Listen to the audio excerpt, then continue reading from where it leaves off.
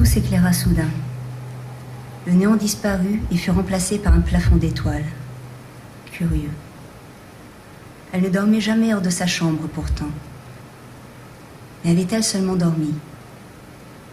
Le froid avait engourdi son corps, roidi ses doigts, gelé ses joues.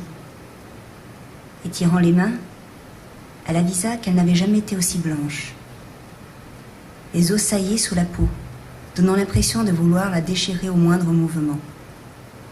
Et cette drôle de robe qui lui battait les cuisses, comment avait-elle pu se vêtir de ce morceau de toile aussi grossier? Elle se pencha pour mieux observer le vêtement et bondit de stupeur quand ses yeux passèrent au travers. Elle voulut palper sa poitrine et ne rencontra pas la moindre résistance. Ses bras brassèrent l'air, ses mains tentèrent de se joindre, mais se fondirent l'une dans l'autre. Puis elle aperçut les tombes. De vieilles pierres érodées, pour la plupart, aux gravures effacées par les intempéries. La végétation en avait mangé certaines. D'autres étaient coiffées de couronnes de ronces. Par endroits, la stèle se dressait de guingois. Ailleurs, elle manquait. 2 pas plus loin, une fosse baie encore à ciel ouvert. Elle combla la distance jusqu'au trou et y jeta un coup d'œil prudent. Une main famélique s'échappait du cercueil, rongé par la vermine. L'œuvre des pillards, sans doute. Hawkwood était réputé pour ses profanateurs. Si elle n'avait pas déjà eu si froid en cet instant, un frisson serait venu lui glacer l'échine. Elle recula en hâte et regagna l'étroite sente. Par le diable, que faisait-elle ici, au sein du cimetière? Or, en place de ses souvenirs, ne s'étalait qu'une insondable obscurité. Elle connaissait les lieux, certes. Le vieux chêne au loin où l'on pendait les condamnés, les mottes de terre sous lesquelles reposaient les sorcières. La butte, là-bas, derrière laquelle s'ouvrait une combe, cette friche qui était la terre des maudits, comme on l'a nommée au hameau. Et pourtant, la peur s'insinuait en elle, si bien qu'elle n'osait plus effectuer le moindre geste. Au-dessus de sa tête, des nuages paresseux jouaient avec la lune, s'amusant à la voiler par intermittence. Ainsi, les ombres se propageaient entre les sépultures, sculptant ici et là des silhouettes insaisissables. Alors elle reprit son errance.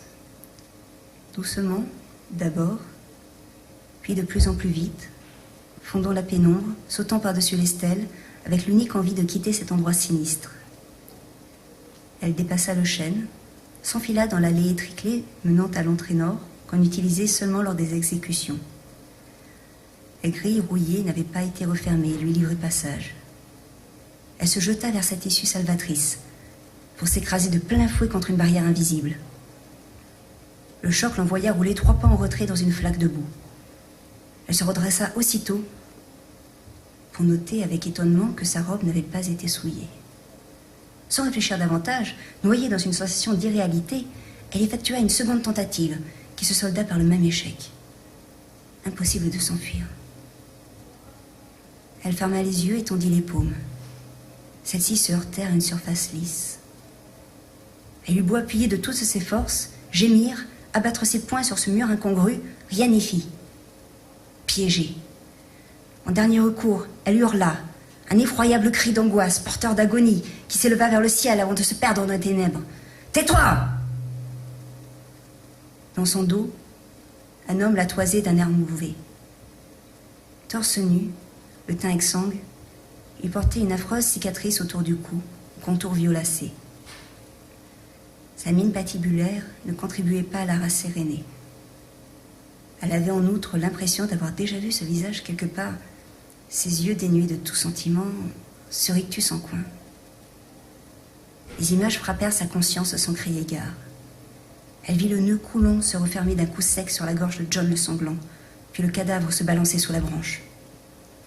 On l'avait pendu en début de printemps et pourtant, il se tenait devant elle, en chair et en os. La panique la saisit. Elle chercha de l'air, réalisa qu'elle ne parvenait pas à respirer, qu'aucun souffle, malgré tous ses efforts, ne perlait à ses lèvres. T'as la trouille. La grimace s'élargit, révélant d'horribles chicots noircis par la chique. Acculée à la grille, elle sentait sa dernière heure arriver à grands pas. L'homme ne la laisserait pas filer vivante. Il l'étranglerait, l'éviscérerait, puis lui arracherait le cœur, rituel adopté pour ses précédentes victimes. À ces perspectives morbides, elle porta les mains sur son sein et se figea, incrédule. Pas de pulsation. L'autre la dévisageait et goguenard. « Je te ferai rien, t'es morte. »« Non !»« Oh que si !»« Non !» Le fer sous ses doigts était bien réel. L'air puait la rouille. Elle voyait clignoter les étoiles, sentait la caresse du vent sur sa joue. John montait. Sans doute avait-elle sombré dans l'un de ses cauchemars et ne parvenait plus à s'en défaire. « Tu n'es plus qu'un spectre, ma jolie, condamnée à errer dans ce cimetière pour l'éternité. Mais rassure-toi, t'es pas seule. Tu vas avoir des pendus pour amis, des suicidés et des sorcières. Que du beau monde. Bienvenue chez les maudits. » Sur ces paroles, des lignes éthérées émergèrent des ténèbres. Certaines du sol, d'autres des recoins sombres.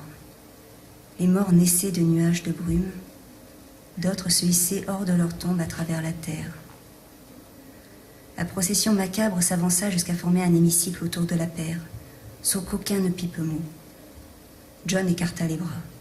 « Tu vois, ces deux-là, exécutés l'hiver dernier pour vol. Lui, il était soupçonné d'avoir pactisé avec le diable, et celui-là a pillé une sépulture. L'autre là-bas, on lui a flanqué un coup de hache sur la nuque avant de l'enterrer. Le prêtre, un passeux qui se pendent pour en finir, paraissait renier Dieu. Et toutes ces filles, on les a jugées pour sorcellerie, comme toi. Chacun son histoire, chacun a commis un crime, avéré ou non. Je suis une sorcière? On ne sait pas. Dans tous les cas, t'es montée sur le bûcher sous cette accusation. » Elle se laissa choir contre le mur, cherchant avec désespoir des bribes de mémoire pour éclairer sa lanterne. « Ça va te revenir, fit une petite vieille. Laisse-toi du temps, c'est normal. La seule chose qui ne reviendra pas, c'est ton nom, ajouta une seconde. Le châtiment de la sorcellerie. Nous ne méritons pas que les vivants se rappellent de notre existence, reprit la petite vieille. Si personne ne dépose d'écriteau sur ta tombe, tu resteras anonyme. Elle ravala un glapissement en constatant que ses jambes disaient vrai. Pas un mot, pas un signe, rien qui puisse lui indiquer son identité. Si elle en avait été capable, elle aurait pleuré. Toutefois, aucune larme de dédain montait à ses paupières. La foule se dispersa à pas lents, lui offrant des regards résignés. Bientôt, il ne resta plus que John et sa figure machiavélique.